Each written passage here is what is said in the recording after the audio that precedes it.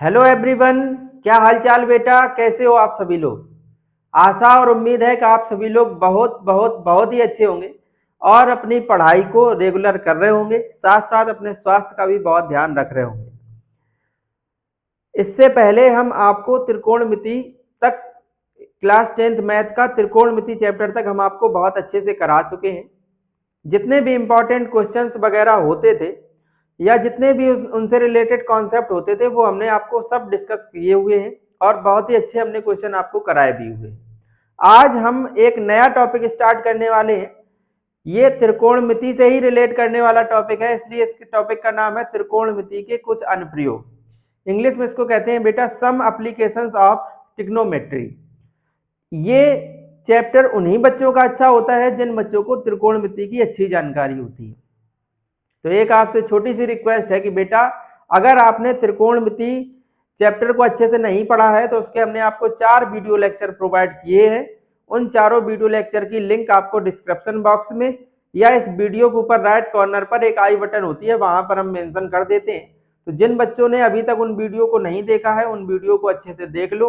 अगर आप चैनल पर पहली बार विजिट कर रहे हो तो चैनल को सब्सक्राइब कर लो, बेल आइकन को प्रेस कर लो। रोज शाम को 8 बजे ये मैथ के इंपॉर्टेंट क्वेश्चंस, साथ साथ मैथ का जो भी कॉन्सेप्ट है जिस चैप्टर का, वो सभी चीजें आपको प्रॉपर कराई जा रही हैं। एग्जाम से पहले हम लोग इन सब चीजों को बहुत अच्छे से फिनिश करके, पहले तो अभी हम ये चैप्टर वाइज आपको करा रहे हैं, इसके बाद हमने बताया था एक 300 क्वेश्चन सीरीज हमने आपके लिए एक बनाई हुई है। तो वो एग्जाम से 4 से 5 दिन पहले में हम आपको हर दिन 2 से 3 घंटे की एक मैराथन क्लास देके उन चीजों को बहुत अच्छे से हम डिस्कस कर लेंगे। और इसके बाद उसी उसी जो आपकी क्लास होगी उसी क्लास से आपका लगभग 70 to 80% पेपर में फंस जाएगा। ठीक है, ये हम लोग जो क्लास कर रहे हैं ये अपनी नॉलेज को बूस्ट करने के लिए कर रहे हैं, क्योंकि एग्जाम में ओनली ये पर्पज नहीं हम लोग का कि केवल अच्छे नंबर आ जाएं। अच्छे नंबर तो आए साथ में हम लोग की नॉलेज भी बूस्ट हो। तो इस वजह से हम लोग कॉन्सेप्ट के साथ इंपॉर्टेंट क्वेश्चन कर रहे हैं। फिर हम आपको डायरेक्ट एक 300 क्वेश्चन की एक सीरीज स्टार्ट करेंगे और उसको हम एग्जाम से 4 से 5 दिन पहले करवा देंगे। तो उसके लिए आपको बहुत ज्यादा परेशान नहीं होना। इसी चैनल पर आपको अल्टरनेट क्लासें प्रोवाइड होंगी। अल्टरनेट से हमारा मीन्स ये है कि जैसे एक दिन आपको मैथ की क्लास प्रोवाइड की जाएगी और एक दिन क्लास 10th की फिजिक्स की क्लास स्टार्ट की जाएगी। जैसे ही फिजिक्स हम पूरी कंप्लीट कर पाएंगे उसके तुरंत बाद हम वहां पर केमिस्ट्री की क्लास भी स्टार्ट कर देंगे। ठीक है भाई, तो इस तरीके से आगे की प्रिपरेशन हम लोग की रहने वाली है। तो वीडियो को बेटा जब आप वीडियो पर आओ तो वीडियो को पूरा देखने की कोशिश करो और साथ साथ नोट्स को भी प्रिपेयर करने की कोशिश करो। आज के इस वीडियो लेक्चर में हम लोग नया टॉपिक स्टार्ट करने वाले हैं। इस टॉपिक में आपको 2 चीजें बहुत अच्छे से पता होनी चाहिए। पहली बात आपको ये पता होना चाहिए कि उन्नयन कोण क्या होता है, उन्नयन कोण के बारे में जानकारी होनी चाहिए और इसके साथ साथ अवनमन कोण के बारे की जानकारी होनी चाहिए।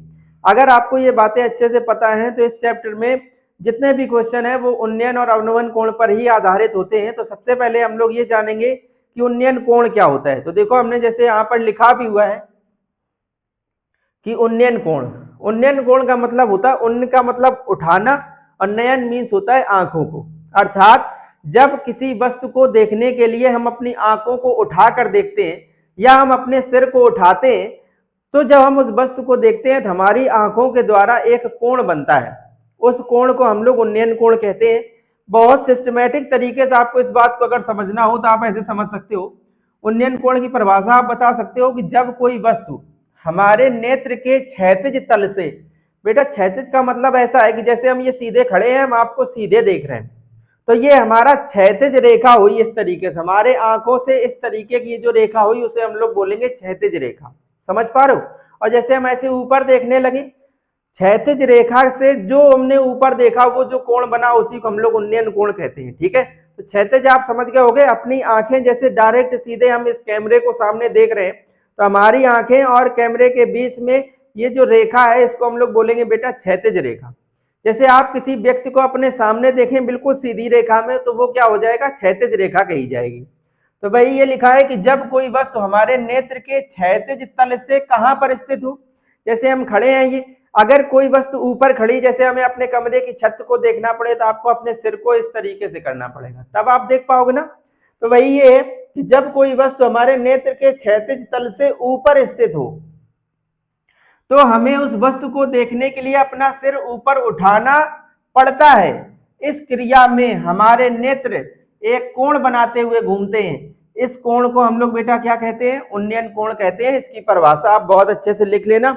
चित्र के माध्यम से हम आपको यहाँ पर समझाते हैं कि जैसे देखो ये हमारी आंख है, बहुत टूटी फूटी आंख बना पाए हैं हम, कोशिश करी है आंख बनाने की। तो ये देखो ये एक आंख है, ये कोई बिंदु O है, यहां से मान लो ये एक बिंदु हमने X लिया है, ये इसकी क्षैतिज रेखा में है। ठीक है भाई। अब हमने कहा कि बेटा ये अपनी आंख का क्षैतिज हो गया, मतलब क्षैतिज रेखा हो गई। एक वस्तु जो है वो यहां पर स्थित है बिंदु P पर। तो अगर हमारी आंखें इस वस्तु को देखना चाहें तो ये इस तरीके से देखेंगी। समझ पा रहे हो भाई? इस तरीके से इस वस्तु को देखने के लिए हमें अपने सिर को इस तरीके से घुमाना पड़ेगा। तो जब अपने क्षैतिज से हम जितना कोण घुमाते हैं अपनी आंखों को, उसी कोण को, इस वाले कोण को बेटा हम लोग कहते हैं, जैसे ये कोण मान लो थीटा है तो इसी कोण को हम लोग बेटा कहेंगे उन्नयन कोण। उम्मीद करते हैं आप इस बात को समझ गए होंगे। इस क्षैतिज से जितने ऊपर आपने अपनी आंखों को घुमाया उनके द्वारा जो कोण जनरेट हुआ उसी कोण को हम लोग कहते हैं उन्नयन कोण, जिसे हमने थीटा से रिप्रेजेंट किया है। और ये अपनी आंख और इस वस्तु के बीच देखने में जो हमने ये लाइन खींची है बेटा, इसको हमेशा याद रखना, इसको हम लोग कहते हैं दृष्टि रेखा। दृष्टि रेखा, देखने वाली रेखा। समझ पा रहे हो बात? तो इस तरीके से आपने समझ लिया होगा कि उन्नयन कोण क्या है। जब कोई वस्तु अपने क्षैतिज, आंख के क्षैतिज से कहां पर ऊपर स्थित हो तो क्या करना पड़ेगा? आंख को क्षैतिज से ऊपर उठाना पड़ेगा। ऊपर उठाने पर जो कोण बनेगा उसी को हम लोग कहते हैं उन्नयन कोण। इतनी बात उम्मीद करते हैं आप बहुत अच्छे से समझ गए होंगे। इसके बाद अगला टॉपिक होता है बेटा अवनमन कोण। अवनमन कोण नाम से ही क्लियर है। अव का मतलब होता है नीचे और वही नमन या नयन, इनका मतलब होता है आंख। अर्थात कहने का बहुत सीधा मतलब यह है कि जब हम अपनी आंखों के क्षैतिज तल से नीचे की ओर स्थित किसी वस्तु को देखते हैं तो हमें अपनी आंखों को, या बोल सकते हो हमें अपने सिर को नीचे की ओर झुकाना पड़ता है। तो अपना सिर जो है ना वो क्षैतिज के साथ जितना कोण बनाते हुए नीचे झुकता है उसी को बेटा हम लोग कहते हैं क्या? अवनमन कोण। जैसे देखो फिर से समझो, जैसे हमने कहा ये एक, यहाँ पर हमने कहा ये एक इस तरीके से क्या है? एक आंख है। ठीक है, आंख बहुत अच्छी तो नहीं हम बना पाए। हमने कहा मान लो ये क्या है? एक आंख है और ये इसकी कौन सी रेखा हो गई बेटा? तो ये हो गई क्षैतिज रेखा। ठीक है, मान लो आज ये वस्तु P जो ऊपर थी, आज वो P वस्तु ऊपर ना होके मान लो यहाँ पर स्थित है, इस बिंदु पर यहाँ पर एक वस्तु है। तो अपने आंख के द्वारा इसको इस तरीके से देखना पड़ेगा। क्षैतिज से देखो कितने डिग्री ऐसे झुक रही, झुका के ही तो देखना पड़ेगा। सीधे ऐसे देख रहे थे, हमें नीचे वस्तु देखना है तो हमें अपनी आंखों की दृष्टि को क्या करना पड़ेगा? झुकाना पड़ेगा। झुकाने पर जो कोण बन रहा है उसी कोण को ही हम लोग कहते हैं बेटा अवनमन कोण। क्या कहते हैं भाई? अवनमन कोण। इसे भी हमने थीटा से ही रिप्रेजेंट किया है। और ये जो रेखा है इस रेखा को क्या कहते हैं बेटा? इस रेखा को हम लोग कहते हैं दृष्टि रेखा। बोलो समझ पा रहे हो इन बातों को? इसको हम लोग कहते हैं दृष्टि रेखा। उम्मीद करते हैं आप ये अवनमन कोण और उन्नयन कोण को बहुत अच्छे से समझ गए होंगे। बेटा क्वेश्चंस में यही अवनमन कोण और उन्नयन कोण ही बोलते हैं। तो जब कभी अवनमन कोण बोलेगा आप याद रखना ऊपर की ओर बनने वाला कोण, और अवनमन कोण अगर आपसे बोलेगा तो नीचे की ओर बनने वाला कोण। इतनी बातें आप याद कर लेना, समझ लेना। इसी के जैसे आपको प्रॉपर डेफिनेशन समझनी हो तो जैसे इसमें हमने जहां ऊपर लिखा वहां आपको नीचे लिखना है, बाकी डेफिनेशन सेम रहेगी। जहां हमने उन्नयन लिखा है वहां पर आपको अवनमन लिखना है। चित्र के माध्यम से हमने आपको बातें समझा दी हैं, इनके प्रॉपर नोट्स बेटा बनाते रहना है। अब हम लोग डायरेक्ट इसके क्वेश्चनों पर मूव करेंगे। क्वेश्चन हम केवल आपको बोलेंगे, आप अपनी कॉपी पे नोट करना और इसके बाद उनका आंसर देने की कोशिश करना। अगर आपसे आंसर नहीं बनेगा तो हम यहाँ पर उसका सोल्यूशन कराएंगे। आप बहुत अच्छे से उनको देखना और इसके बाद आप उनकी घर पे बहुत अच्छे से प्रैक्टिस कर लेना। ठीक है, ऐसे क्वेश्चन हम आपको कराएंगे कि जो क्वेश्चन आपके एग्जाम में हूबहू छपने वाले हैं। केवल लैंग्वेज का अंतर होगा, बाकी सब चीजें बिल्कुल आपको सेम मिलेंगी। इस बात का आप हमारे ऊपर बिलीव कर सकते हैं। या जितना भी हमने आपको पढ़ाया हुआ है अभी चैप्टर नंबर 8 तक, अगर आपके स्कूल में प्री बोर्ड हो रहे हो तो आपको पता है कि प्री बोर्ड अब की बार जो स्कूलों में हो रहे बेटा, उनके सभी जो पेपर हैं वो बोर्ड के द्वारा आ रहे हैं आपके पास।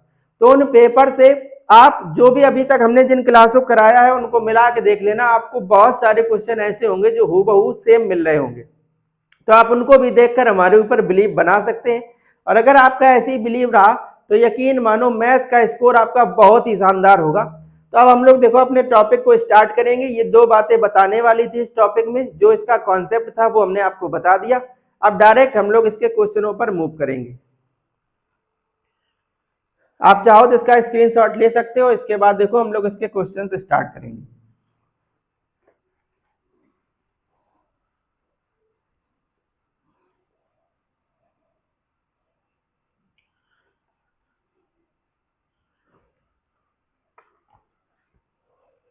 देखो पहले हम बहुत आसान क्वेश्चन से स्टार्ट करेंगे, इसके बाद हम लोग चलेंगे इसके एडवांस लेवल के क्वेश्चनों पर। पहला क्वेश्चन लिखा है एक छड़ की लंबाई तथा उसकी छाया से अनुपात। देखो ये क्वेश्चन पूरा हम आपको लिखते हैं क्योंकि ये बोर्ड एग्जाम 2024 में पूछा गया था। क्वेश्चन है बेटा, एक छड़ की लंबाई का,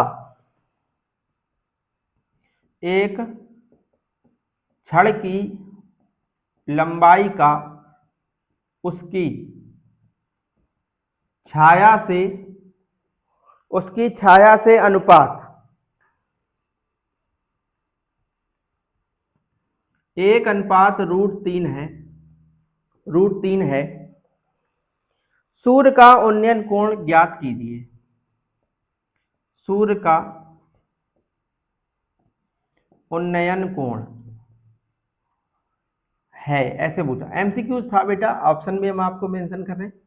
ऑप्शन दिया गया है 30 डिग्री, 60 डिग्री। पहला option 30, B option 60, C option 45 और जो डी ऑप्शन है वो दिया गया है 90 डिग्री। 90 डिग्री। देखो क्या पूछा गया है, सूर्य का उन्नयन कोण। अभी थोड़ी देर पहले हमने आपको उन्नयन कोण के बारे में बहुत अच्छे समझाया हुआ है, बस इस बात को समझो कि इसमें लिखा क्या है। एक छड़ की लंबाई का उसकी छाया से अनुपात दिया गया है 1:√3। आप ऐसे समझ लो, हमने मान लिया कि ये इस तरीके से क्या है, एक छड़ है। बोलो ठीक है, छड़ है, ठीक है। जैसे मान लो अगर यहाँ पर कहीं सूर्य होगा, यहाँ पर कहीं सूर्य होगा, सूर्य आपको पता ऊपर ही होता। ये मान लो पृथ्वी का तल हो गया इस तरीके से, ये क्या है, पृथ्वी। ठीक भाई, भाई छाया कहाँ पे बनेगी, आसमान में तो बनेगी नहीं, छाया पृथ्वी पर बनेगी। तो ये छड़ है, अगर सूर्य यहाँ पर है तो इस छड़ की छाया इधर की तरफ बनेगी। ये छड़ है, इसकी छाया इधर की तरफ पृथ्वी पर बनेगी। तो देखो क्या दिया गया है, जैसे मान लो इस छड़ की छाया जो है ना वो इस तरीके से बन गई, ठीक है। तो आपसे ये पूछा गया कि बताओ ये वाला जो उन्नयन कोण है वो कितना होगा। हमने कहा ठीक बताते हैं। किस तरीके से दिया है, इस छड़ की लंबाई का उसकी छाया से अनुपात कितना है। ये बेटा ये छड़ की लंबाई हो गई, ये छड़ की क्या हो गई, लंबाई, और ये इसकी छड़ की क्या हो गई, छाया, जो कहां पर बनेगी, पृथ्वी पर। किस तरीके से दिया है, अनुपात दिया है 1:√3। तो अगर हम आपसे ये कहें कि आप ऐसा करो, लंबाई को 1x मान लो और जो छाया है, छाया को बेटा आप अनुपात हटा के √3x मान लो। तो आपने कहा ठीक, कोई दिक्कत नहीं है, ऐसा तो मान सकते हैं। 1x का मतलब ओनली x ही होता है और छाया जो है वो √3x हो जाएगी। तो ये जो छाया है ये हो गई √3x। तो आपसे पूछा उन्नयन कोण कितना होगा, तो हमने कहा देखो एक ये त्रिभुज बन रहा है और ये एक समकोण त्रिभुज बन रहा है। तो ऐसे आप लिखेंगे यहाँ पर समकोण त्रिभुज ABC में, क्या कह रहे हो, ABC में हमें अगर ये कोण ज्ञात करना है, देखो आपको कौन कौन सी भुजा देंगी। अगर ये एंगल है तो एंगल के सामने वाली भुजा ये लंब है और ये क्या है, आधार। और लंब और आधार का देखो रेशियो कहां पर लगता है, आपने त्रिकोणमिति में बहुत अच्छे से पढ़ा था। लंब और आधार कहीं है तो वहां पर बेटा क्या लगता है, tan थीटा। बोलो इतनी बात समझते हो आप। तो यहाँ पर क्या लगेगा, tan थीटा। यहाँ पर आपको दिख नहीं रहा होगा, लंब और आधार का रेशियो आप जानते हैं भाई tan थीटा होता है। तो यहाँ पर इस त्रिभुज में आप लगा दो tan थीटा बराबर, क्या लगा दोगे भाई, tan थीटा। tan थीटा बराबर होता है लंब, लंब का मतलब कितना, BC, और बटे में आधार का मतलब होता है भाई AB। tan थीटा बराबर BC का मान क्या है, x, और AB का मान कितना है, x से x कैंसिल हो जाएगा। तो tan थीटा बराबर बन जाएगा बेटा 1/√3। देखो tan थीटा बराबर आप ये समझो, tan में कितने डिग्री की ये वैल्यू होती है, तो आप कहते थे 30 डिग्री की होती है। tan से tan छूट जाएगा तो बेटा थीटा बराबर कितना आ जाएगा, 30 डिग्री। और थीटा क्या था भाई, यहाँ से यहाँ का उन्नयन कोण सूर्य का, यहाँ से सूर्य को देखोगे तो भाई सूर्य ऊपर होता है, तो क्षैतिज से पृथ्वी से देखोगे तो आपको आंख को ऊपर करना पड़ेगा। तो कितने डिग्री आ गया बेटा, 30 डिग्री इसका राइट आंसर हो जाएगा, जो आपके ऑप्शन नंबर ए में मौजूद है। ठीक है भाई, तो इसका राइट आंसर हो जाएगा 30 डिग्री। अच्छा क्वेश्चन था, 2024 में पूछा गया था, अच्छे से कर लो। इसके बाद चलते हैं नेक्स्ट क्वेश्चन पे।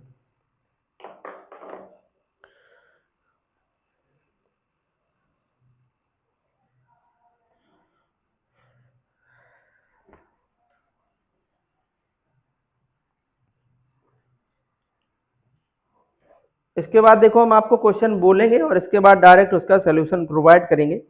क्वेश्चन है बेटा आपका, लिखा हुआ है जमीन पर मीनार से 30 मीटर की दूरी पर स्थित एक बिंदु से, लिखा है जमीन पर मीनार से 30 मीटर की दूरी पर स्थित एक बिंदु से मीनार के शिखर का उन्नयन कोण 30 डिग्री है। मीनार के शिखर का उन्नयन कोण 30 डिग्री है, तो आपको मीनार की ऊंचाई ज्ञात करनी है।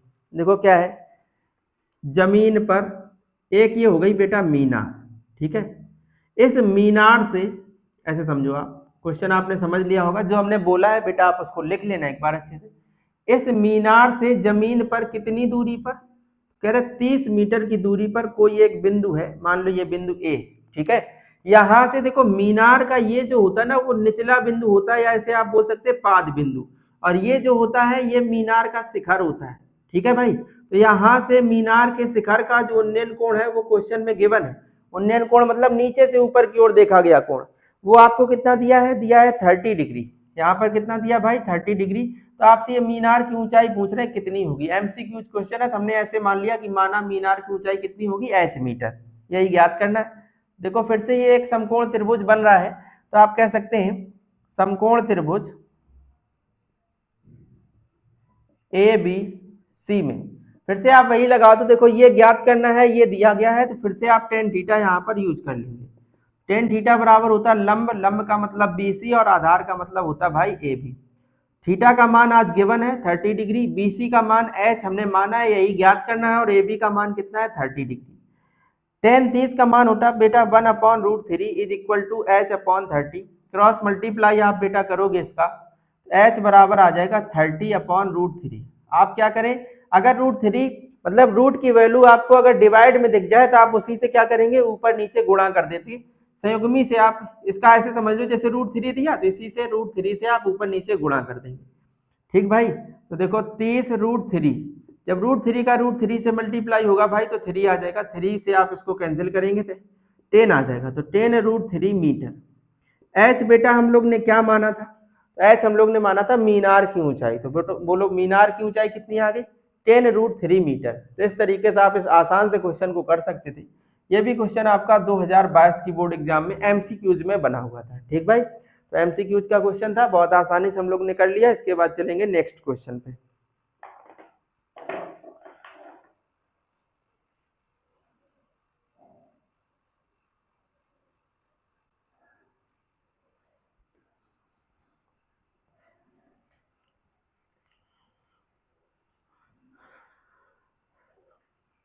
क्वेश्चन इसके आसान होते हैं, बस आपको थोड़ा सा इसमें ध्यान ये रखना है कि जब आप इसके क्वेश्चनों को सॉल्व करने बैठे तो आपकी रीडिंग बहुत अच्छी होनी चाहिए।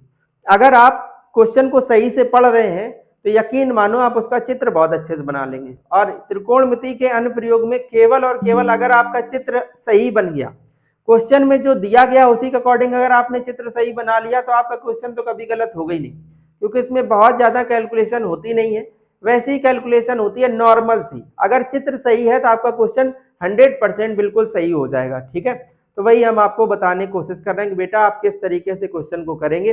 त्रिकोणमिति के अनुप्रयोग के क्वेश्चन करने के लिए बस बहुत अच्छी बात यह है, ये आप ये गुरु मंत्र समझ लो। सबसे अच्छी बात यह है कि आप उस क्वेश्चन को 1 से 2 बार बहुत अच्छे से पढ़ो, जैसी उसमें इंफॉर्मेशन दी है उसी के हिसाब से आप उसका एक चित्र बना लो। अगर चित्र बन गया समझ लो आपका क्वेश्चन लग गया। ठीक है, तो देखो नेक्स्ट क्वेश्चन पर चलते हैं।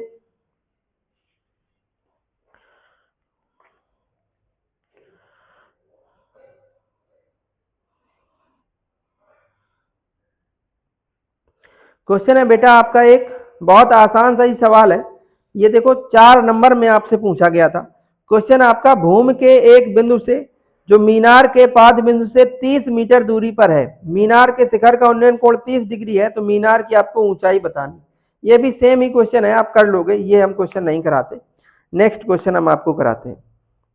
नेक्स्ट क्वेश्चन है बेटा, भूमि से 60 मीटर की ऊंचाई पर एक पतंग उड़ रही है। अगला क्वेश्चन है, ध्यान देना, लिखा है भूमि से 60 मीटर, मान लो ये भूमि है, पृथ्वी है, इससे कितनी ऊंचाई पर यहां पर कोई क्या है, एक पतंग उड़ रही है। जैसे हमने इस तरीके से टूटी फूटी सी पतंग बनाने की कोशिश करी है कि यहाँ पर क्या है, एक ये पतंग उड़ रही है, और ये जो पतंग उड़ रही है वो भूमि से कितनी ऊंचाई पर है, 60 मीटर की ऊंचाई पर है। ठीक है, 60 मीटर की ऊंचाई पर क्या है, एक पतंग उड़ रही है। पतंग में लगी डोरी को अस्थायी रूप से भूमि के एक बिंदु से बांध दिया गया है। इसमें ये जो डोरी लगी है इसको क्या किया गया है, अस्थायी रूप से भूमि के एक बिंदु से बांध दिया गया। मान लो इस बिंदु ए से इसको बांध दिया गया। ठीक है, बांध दिया गया है। भूमि के साथ डोरी का झुकाव 60 डिग्री का है। भूमि के साथ ये जो डोरी का झुकाव है, ये जो है ना वो कितने डिग्री है, 60 डिग्री। ठीक है, यह मानकर कि डोरी में कोई ढील नहीं है, मतलब ये जो डोरी है वो बिल्कुल टाइट बांधी गई है, इसमें किसी प्रकार की कोई ढील नहीं है। तो आपसे ये पूछा गया है कि डोरी की लंबाई बता दो क्या होगी। आपसे पूछा गया बेटा कि इस डोरी की लंबाई क्या होगी, ये पूछा गया था। इसे मान लिया हमने, ये ए है, ये बी है और ये बिंदु सी है। तो आप फिर से देख पा रहे होगे ये एक समकोण त्रिभुज है। आपसे इस डोरी की लंबाई ए सी है बेटा, वही पूछी गई है। थोड़ा ध्यान देना, कुछ बच्चे इसमें डायरेक्ट केवल टेन थीटा ही रट लेते हैं, तो इसको थोड़ा ध्यान देना पड़ेगा आपको। बेटा ये एंगल है, तो इसके सामने वाली भुजा ये लंब होगी। आपको लंब दिया गया है और आपसे अगर देखो इस समकोण त्रिभुज में एक कर्ण पूछा गया, तो लंब और कर्ण का रेशियो आपको बेटा समझना पड़ेगा कि वो कहाँ पर होता है। तो लंब और कर्ण का रेशियो बेटा साइन पे होता है। तो आप थोड़ा ध्यान देंगे, सवालों को रटना नहीं है, आपको समझना है। चित्र बन गया तो उसमें आप ये देखोगे कि आपको कौन सी भुजा दी गई। लंब दिया जाए, आधार दिया जाए, भाई टेन थीटा लगाओगे। लंब दिया जाए, कर्ण पूछे आपसे तो साइन थीटा लगाओगे। लंब दिया जाए आपको, मान लो आधार दिया जाए, कर्ण पूछा जाए तो बेटा कॉस थीटा लगाओगे। ये छोटी सी जानकारी आपको होनी चाहिए, और ये जानकारी आपको तभी मिल सकती है बहुत अच्छे से जब आपने त्रिकोणमिति को बहुत अच्छे से समझाओ। तो हमने आपको पहला वीडियो लेक्चर और दूसरा वीडियो लेक्चर जो प्रोवाइड किया है, वहां पर हमने त्रिकोणमिति की बहुत ही बारीक जानकारी दी है। अगर आपको वो जानकारी नहीं पता है तो प्लीज एक बार आप उस वीडियो को विजिट जरूर कर लेना। आप मुश्किल से उसमें शुरू के 20 से 25 मिनट आप देना, क्योंकि शुरू में 20 मिनट हम कॉन्सेप्ट बताते हैं कोई भी चैप्टर स्टार्ट करने से पहले। तो आप उस कॉन्सेप्ट को देख के डायरेक्ट यहाँ पर आ जाओ। अगर आपको चीजें समझ में ना आ रही तो आपको अच्छे से समझ में आ जाएंगी चीजें। ठीक है भाई, तो देखो इसमें हम लोग जो इस त्रिभुज में जो एंगल लगाएंगे वो साइन वाला लगाएंगे। रीजन क्या है, लंब दिया गया, कर्ण पूछा गया। कर्ण का मतलब AC जो है वो इस डोरी की लंबाई है, वही आपसे पूछी गई है। तो हमने कहा एक काम करते हैं, लिखना समकोण त्रिभुज ABC में, इसमें क्या लगाएंगे बेटा, इसमें लगा देंगे साइन थीटा। तो साइन थीटा बराबर क्या होता है, लंब का मतलब BC और बटे में कर्ण का मतलब होता है AC। थीटा की जगह कितना रखोगे भाई, 60 डिग्री। BC की वैल्यू कितनी है, 60। BC की वैल्यू कितनी है, 60 अपॉन AC तो हम लोग को ज्ञात ही करना। साइन 60 का मान आपने पढ़ा था बेटा, √3/2 होता है। आप इसका क्रॉस मल्टीप्लाई करेंगे, देखो कितना आ जाएगा, √3AC इज इक्वल टू, इसका आप इसमें मल्टीप्लाई करोगे तो 120 आ जाएगा। AC की वैल्यू निकालोगे तो 120 अपॉन √3। √3 से आप फिर से ऊपर नीचे मल्टीप्लाई कर दो तो 120 √3 बटे में इनका और इनका गुणा करोगे 3 आ जाएगा। 3 चौके 12 तो ये 40 आ जाएगा। तो 40 √3 और आगे लिखोगे मीटर। भाई AC क्या था, AC क्या था भाई, AC आपकी इस डोर की लंबाई थी, डोरी की लंबाई थी। तो अगर ये क्वेश्चन आपका करने में आ रहा है, MCQs में है, तब तो कोई दिक्कत ही नहीं है। और अगर आपको ये लगाने के लिए आ रहा है तो आप ये AC नीचे आप लिखेंगे, इतना ही नहीं छोड़ के यहीं पे आप आंसर कर दें। इस बात को ध्यान देना, आपको इसके नीचे लिखना पड़ेगा कि अतः डोरी की लंबाई बराबर 40 √3 मीटर, और फिर इसके बाद आप आंसर करेंगे और इसको इस बॉक्स में जरूर से बंद कर देंगे। ये क्वेश्चन को प्रेजेंटेशन करने का बेहतरीन तरीका होता है। भाई AC आपने निकाल दिया, AC आखिर था क्या, तो AC आपके इस चित्र में क्या था, इस डोर की लंबाई। तो वही आपको लिखना पड़ेगा कि डोर या डोरी की लंबाई बराबर 40 √3 मीटर। ठीक है भाई, तो इस तरीके से आप इस क्वेश्चन को भी बहुत आसानी से कर सकते थे। बस इसमें जो अलग चीज थी वो ये था कि बच्चे अगर इसमें टेन थीटा का अनुपात लगाएंगे तो कहीं ना कहीं क्वेश्चन को गलत कर लेंगे, और ज्यादातर के केस में देखा ये गया है कि बच्चे इन क्वेश्चनों को रटते हैं। तो बेटा एक छोटी सी हमारी तरफ से कोशिश की गई है कि आप इनको रटो ना, बल्कि आप इनको बहुत अच्छे से समझो, क्योंकि अगर आपने चीजें समझ ली ना, कॉन्सेप्ट अच्छा हो गया, तो फिर ये क्वेश्चन आपके लिए बहुत आसान है। ठीक है, चलेंगे नेक्स्ट क्वेश्चन पे, नोट कर लो आप। देखो नेक्स्ट क्वेश्चन है आपका, ये भी आपका बोर्ड एग्जाम 2022 में और 2025 में पूछा गया है। ये आपसे 4 नंबर में क्वेश्चन पूछा गया था। तो अभी हम इस क्लास में आपको बहुत आसान आसान से सवाल करा रहे हैं। इसके बाद इसकी जो सेकेंड क्लास होगी इसमें हम थोड़ा एडवांस लेवल के क्वेश्चनों को लेंगे, ऐसे क्वेश्चन जो आपकी बोर्ड एग्जाम में डायरेक्ट 6 नंबर में पूछे गए। आज हम आपको कुछ एमसीक्यू टाइप क्वेश्चन करा रहे हैं और कुछ आपको हम 4 नंबर वाले क्वेश्चन करा रहे हैं। इससे या तो एमसीक्यूज पूछा जाता है या फिर 4 नंबर और 6 नंबर की कैटेगरी में कैसे भी पूछ सकता है, वो डिपेंड करेगा एग्जामिनर के मूड पर कि वो पेपर को किस तरीके से सेट कर रहा है। यहाँ से क्वेश्चन 4 नंबर पे भी देखा गया, 6 नंबर पे भी देखा गया और एक एमसीक्यूज भी देखा गया है। ठीक है भाई, देखो क्वेश्चन दिया गया है, एक मीनार की ऊंचाई 20 मीटर है। क्वेश्चन है भाई नेक्स्ट, एक मीनार, तो इस तरीके से ये भूमिका हमने क्षैतिज बना लिया और इस तरीके से ये हो गई मीनार। ठीक है, ये क्या हो गई भाई, मीनार। इसकी जो ऊंचाई है वो कितनी दी गई है, 20 मीटर है। इस मीनार की जो ऊंचाई है वो है 20 मीटर। जमीन पर बनने वाली इसकी छाया की लंबाई, तो छाया भाई अगर आप इसको ऐसे एज्यूम कर लो कि सूर्य अगर यहाँ पर होगा तो इस मीनार की छाया इस तरीके से बन जाएगी, और छाया की जो लंबाई है वो दी है 20√3 मीटर, 20√3 मीटर। और आपको पता है कि आपकी बॉडी से बड़ी ही तो आपकी छाया बनती है, इसलिए ये अगर 20 मीटर है तो ये 20√3 मीटर। ठीक भाई, तो आपसे ये पूछना चाह रहे हैं कि हमें ये बता दो कि सूर्य का उन्नयन कोण क्या है। वैसे हमने अभी आपको ऐसा क्वेश्चन कराया हुआ है, ऐसे क्वेश्चन काफी बने हैं, तो भाई बहुत अच्छे से समझना है इस प्रकार के सवालों को। ये मीनार की लंबाई ऊंचाई कुछ भी समझ लो, ये उसकी क्या है, छाया है। तो आपसे ये पूछ रहे हैं कि इसका ये जो उन्नयन कोण है वो कितना होगा। तो मान लो ये ट्रायंगल एबीसी है, आप देख पा रहे हो ये एक समकोण त्रिभुज है, और हमने आपको शुरुआत में जब त्रिकोणमिति का परिचय पढ़ाया था तब हमने आपको बताया भी था कि त्रिकोणमिति जो है ना भाई वो समकोण त्रिभुज पे ही वर्क करती है। तो इस तरीके से देखो समकोण त्रिभुज बना है, अगर आप देखो ये थीटा है, सामने वाली भुजा ये लंब होगी और ये आधार, और जब कभी भी लंब और आधार देके आपसे क्या पूछे, उन्नयन कोण पूछे, तो आपको सीधे पता है यहाँ पर रेशियो tan थीटा लगाया जाता है। त्रिभुज ए बी सी में आप डायरेक्ट लिखेंगे यहाँ पर tan थीटा बराबर क्या होता है, लंब, लंब का मतलब BC और बटे में आधार का मतलब AB। तो tan थीटा की जगह थीटा ही है, यही पूछा गया है। इसका मान BC और इसका मान है, सॉरी BC का मान 20 है और AB का मान है 20√3। तो 20 ने 20 को उड़ा दिया, tan थीटा बराबर आ जाएगा 1/√3। tan थीटा बराबर, ये tan में बेटा कितने की वैल्यू है, तो आप कह रहे हो ये tan 30 की वैल्यू है, tan से tan छूट जाएगा, तो थीटा बराबर कितना आ जाएगा, 30 डिग्री। तो सूर्य का बेटा जो उन्नयन कोण होगा वो कितने डिग्री होगा, 30 डिग्री होगा। और ये क्वेश्चन बेटा आपसे 19 में, 22 में और 25 में पूछा गया। ऐसे क्वेश्चन काफी पूछे गए हैं, आसान सवाल होते हैं। एक बार अगर इसका कॉन्सेप्ट आप समझ गए तो ऐसे क्वेश्चनों को आप तुरंत निपटा देंगे। जितनी देर हमें चित्र बनाने में लगती है ना, उतनी देर में तो आप इस क्वेश्चन को कर देंगे। लेकिन यहाँ पर हम बहुत ज्यादा स्पीड इसलिए नहीं रखते क्योंकि यहाँ पर हर एक प्रकार का बच्चा इस क्वेश्चन को देख रहा होता है। कुछ बच्चे ऐसे होते हैं जिनकी कैलकुलेशन बहुत अच्छी होती है, जो चीज़ों को बहुत जल्दी समझ कर लेते हैं, लेकिन कुछ बच्चे ऐसे भी होते हैं जिनको थोड़ा सा समय लगता है। तो हम हर एक बच्चे के हिसाब से चीज़ें यहाँ पर पढ़ा रहे हैं। अगर आप क्वेश्चन हमने बोला आप कर पा रहे हैं, बहुत अच्छी बात बेटा, आप बहुत अच्छी डायरेक्शन में काम कर रहे हैं। प्रॉपर आप इसी तरीके से अपना काम करते रहो, वो दिन दूर नहीं है जिस दिन आप गणित में 100 में 100 लेके आएंगे। चलेंगे नेक्स्ट क्वेश्चन पे बेटा। देखो बेटा चलेंगे नेक्स्ट क्वेश्चन पे। एक देखो हम आपको बड़ा इंटरेस्टिंग क्वेश्चन करा रहे हैं। प्रीवियस की 2 बोर्ड एग्जाम जो हुई हैं उनमें ये देखा गया है कि इस टाइप का भी क्वेश्चन एमसीक्यूज में पूछा गया है। तो बच्चों में बड़ा कंफ्यूजन होता है इस टाइप के सवालों में, फिर वो लास्ट तक क्या करते हैं, जब नहीं समझ पाते फिर उसको तुक्का लगा के आते हैं। फिर तुक्का मगर वो सही हो गया तो बहुत अच्छी बात, और ज्यादातर केस में देखा ये गया है कि तुक्का सही होता ही नहीं। देखो बड़ा आसान सा क्वेश्चन है एक, लेकिन बच्चे कभी कभार इसमें कुछ गलती कर देते हैं। तो हम आपको यहाँ पर फिगर के थ्रू मेंशन कर रहे हैं किस तरीके से चीजें पूछेंगी। पहले ये समझो क्वेश्चन क्या था। ये 2024 में पूछा गया था क्वेश्चन भाई। क्वेश्चन ये है कि चित्र में, क्वेश्चन पूरा लिखते हैं, चित्र में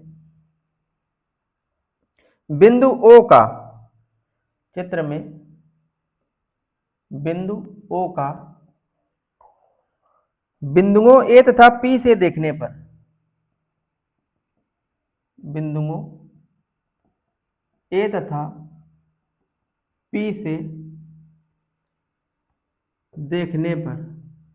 देखने पर अवनमन कोणों की माप होगी। देखने पर अवनमन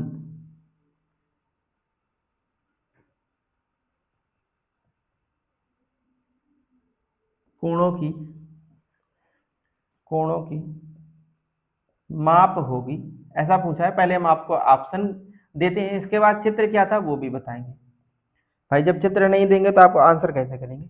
ऑप्शन है 30 डिग्री और 45 डिग्री, बी है ऑप्शन 45 डिग्री और 30 डिग्री, सी है ऑप्शन आपका बेटा 45 डिग्री और 60 डिग्री, और डी ऑप्शन है बेटा इनमें से कोई नहीं, नन ऑफ दीज, इनमें से कोई नहीं, एनओटी। ठीक भाई, देखो इस तरीके का क्वेश्चन था। और देखो चित्र कैसे दिया वो भी समझ लो यार, चित्र तो मेन है इसका।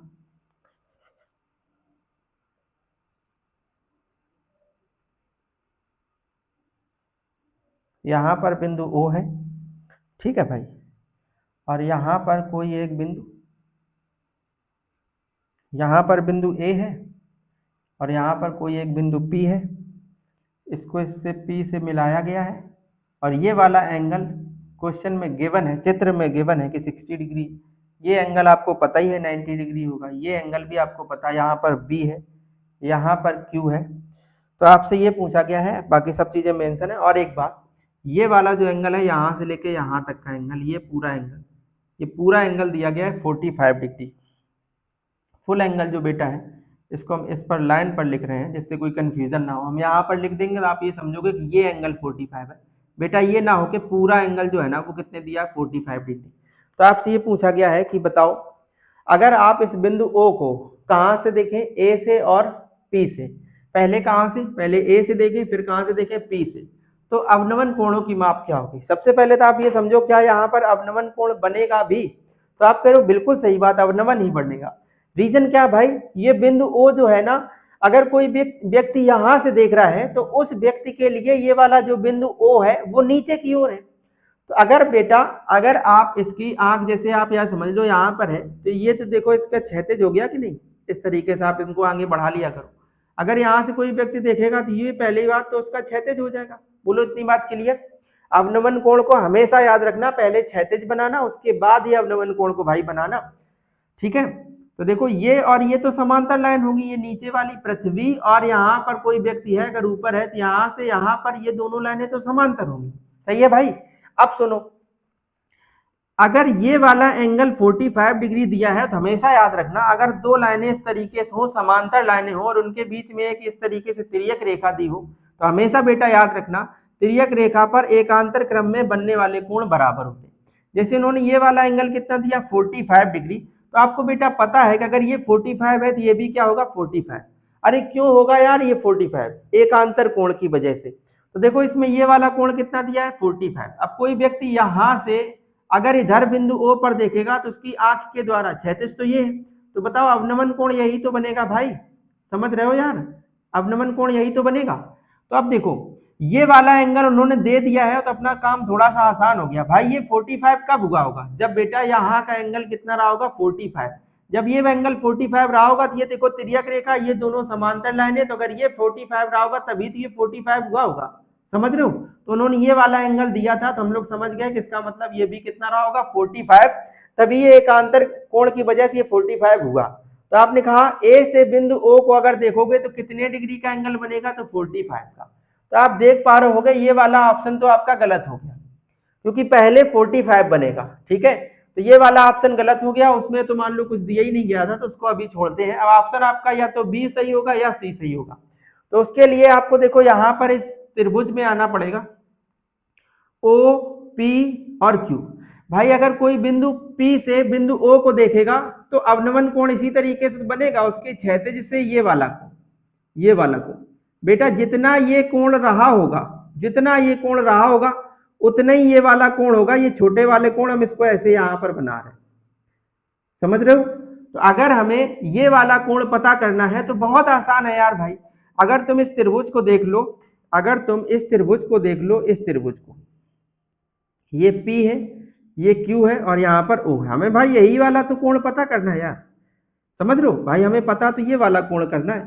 तो अगर हमें ये कोण पता चल जाए या अगर हमें ये कोण पता चल जाएगा तो अवनमन कोण ये वाला हो जाएगा, समझ रहे हो भाई। तो ये देखो कितना दिया 60 और ये आपको पता है कितना होगा 90। और आपको पता है त्रिभुज के तीनों अंतः कोणों का योग कितना होता है 180। 90 और 60 को जोड़ोगे 150 होगा।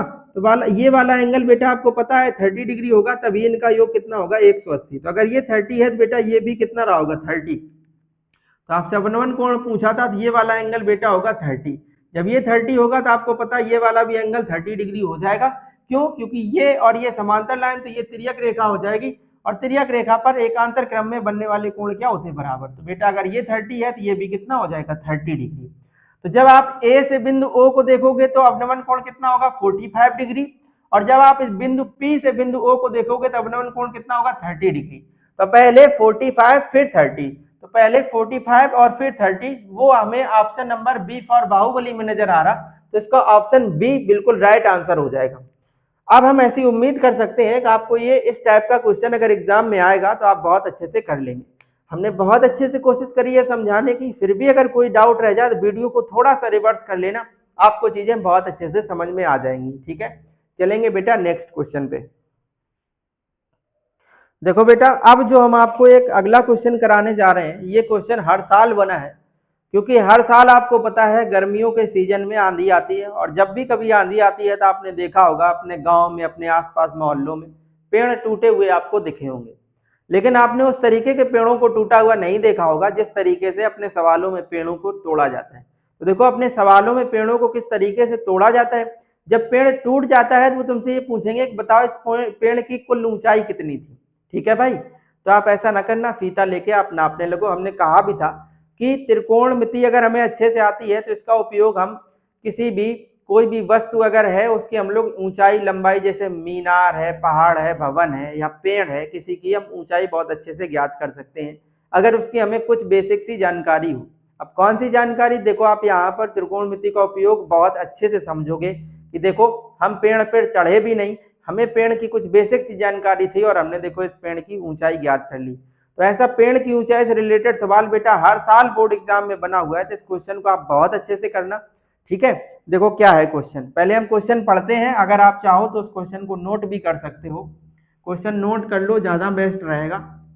देखो, हम आपको क्वेश्चन यहाँ पर बोल रहे हैं पहले, क्योंकि लिखने में बेटा समय ज्यादा बर्बाद होता है, उतनी देर में हम आपको इस क्वेश्चन को सॉल्व करवा देंगे। देखो क्वेश्चन है, आंधी आने से एक पेड़ टूट जाता है। ठीक है भाई, आंधी आई, पेड़ क्या हो गया? टूट गया।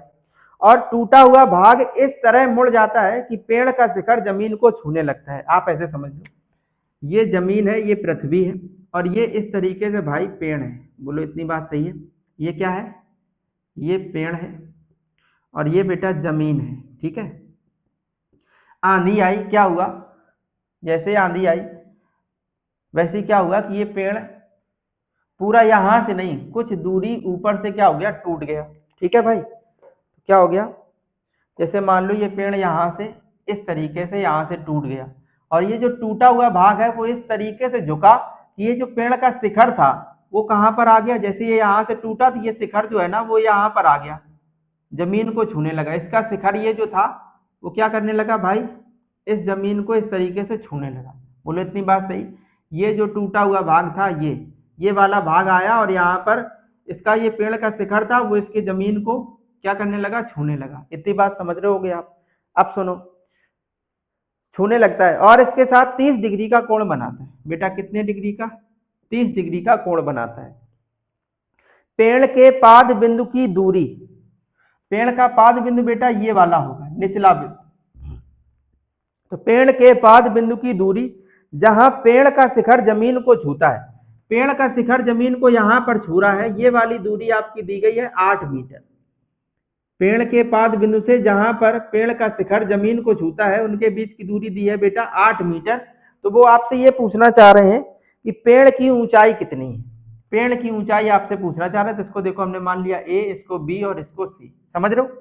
अच्छा देखो, अगर हम आपसे कहें पेड़ की एक्चुअल ऊंचाई कितनी थी, तो आप कह पा रहे हो पेड़ की ऊंचाई यहां से लेके यहां तक थी, लेकिन यहां से टूटा थी, ये ऊंचाई गई कहाँ आके, तो आप कह रहे हो ये वाली जो ऊंचाई है वो इधर पर शिफ्ट हो गई, मतलब ये एसी हो गई, ये जो जब टूट गया तो ये शिखर इसका छूने लगा यहाँ पर।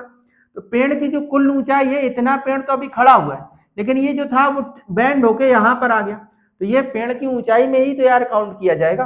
तो आपसे वो ये पूछना चाह रहे कि पेड़ की कुल ऊंचाई ज्ञात करो, तो हमने कहा कोई दिक्कत नहीं है। अगर हम आपसे कहें कि इस पेड़ की कुल ऊंचाई कितनी है, तो आपको देखो बहुत आसान है बताना।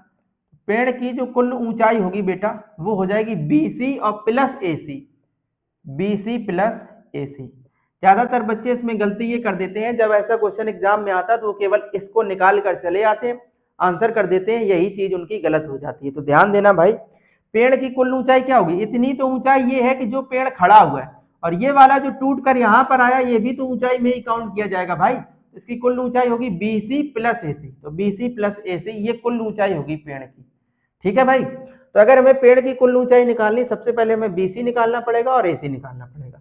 उसके लिए अगर आप देखो तो ये समकोण त्रिभुज आपको एक नजर आ रहा होगा, तो आप ऐसे लिखेंगे समकोण त्रिभुज ABC में सबसे पहले हमें ये BC निकालना, ये थीटा दिया तो इसके सामने वाली भुजा लंब और आधार दिया tan थीटा लगा दो, तो कहना tan थीटा बराबर BC के बटे में AB। थीटा की वैल्यू कितनी भाई 30 डिग्री, BC हमें ज्ञात करना है और AB का मान दिया है 8, tan 30 का मान होता है 1/√3 बराबर में BC बटे में 8। आप तिरछा गुणा कर लो, तो आप यहाँ से देखेंगे कि BC का जो मान है वो आ जाएगा 8/√3 मीटर। ये किसका मान आ गया BC। BC आप ऐसे समझ सकते हैं कि ये वो ऊंचाई है जो पेड़ अभी खड़ा हुआ है। अब आपको AC और पता करना पड़ेगा, तो हमने कहा ये भी आसान है बेटा। AC ज्ञात करने के लिए अगर आप थोड़ा सा ध्यान दो, वैसे हम लोग कोई भी आइडेंटिटी लगा सकते हैं, कुछ दिक्कत नहीं है, तो थोड़ा आप ऐसे समझ लो। हमें ये कर्ण ज्ञात करना, और अगर आप देखो तो आपको AB मतलब आधार दिया गया, और कर्ण और आधार का रेशियो जो है ना भाई वो कॉस में लगता है। इसी त्रिभुज में आप पुनः आ जाओ, त्रिभुज ABC में आपकी बार आप लगा दोगे कॉस थीटा, और कॉस थीटा बराबर होता है बेटा आधार बटे कर्ण। बोलो आधार क्या है, तो कह रहे हो AB, और बटे में कर्ण क्या है AC। थीटा तो आपको पता है ना, थीटा कितने डिग्री है 30 डिग्री, चेंज नहीं होगा वही है। AB की वैल्यू 8 है और AC तो हमें ज्ञात करना। बताओ भाई cos 30 की वैल्यू कितनी होती है, तो आप कह रहे हो cos 30 की वैल्यू होती है √3/2 इज इक्वल टू 8/AC। आप क्रॉस मल्टीप्लाई करेंगे तो √3AC इज इक्वल टू 8 का 2 में मल्टीप्लाई करोगे 16 आ जाएगा। AC की वैल्यू आप निकालोगे तो आ जाएगा 16/√3 मीटर। ये किसकी वैल्यू आ गई बेटा, ये आ गई AC की वैल्यू, और ये किसकी वैल्यू है BC। जब हमें AC और BC दोनों वैल्यू पता चल चुकी हैं तो हमें तो निकालनी है पेड़ की कुल ऊंचाई। तो आपने कहा था थोड़ी देर पहले कि जो पेड़ की कुल ऊंचाई है, पेड़ की जो कुल ऊंचाई है वो बराबर कितनी है, वो बराबर है BC प्लस AC। तो हमने कहा बताओ BC कितना है, तो आप कह रहे हो BC की वैल्यू जो है वो 8/√3 है, और प्लस AC की वैल्यू जो है वो कितनी है 16/√3। एलसीएम सेम है, ऊपर जोड़ोगे तो ये 24/√3 आ जाएगा। हमने कहा √3 नीचे है तो इसकी संयुग्मी से या इसी से आप ऊपर नीचे गुणा कर देंगे, क्या आ जाएगा 24√3 बटे पे 3 से काट लो, 3 अट्ठे 24 होते, बन जाएगा 8√3 और आगे मीटर। बोलो सही है, इतना ही आंसर आपका सही होगा, क्योंकि क्वेश्चन में आपको ये नहीं कहा था कि √3 की आपको वैल्यू भी रखनी है, तो फिर बेटा इस क्वेश्चन का राइट आंसर यही हो जाएगा। तो ऐसे आप यहाँ पर थोड़े अच्छे शब्दों में ये लिख देना कि अतः पेड़ की कुल ऊंचाई बराबर 8√3 मीटर, ऐसा करके लिखेंगे तो आपको पूरे नंबर मिलेंगे।